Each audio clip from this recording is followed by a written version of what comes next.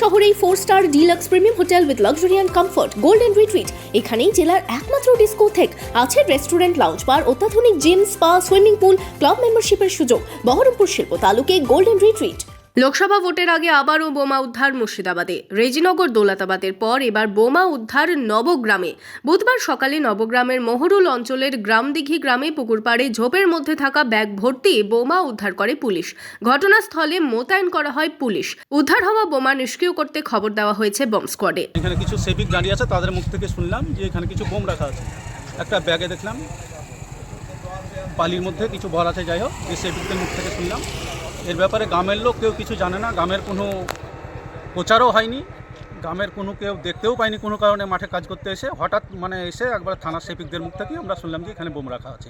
এর পেছনে কোনো দুষ্কৃতির বা কোন কিছু করা আছে সেটা আমাদের কারো জানা নেই। ভোটের আগে কে বা কারা কী কারণে বোমা মজুত করেছিল তা খতিয়ে দেখছে পুলিশ।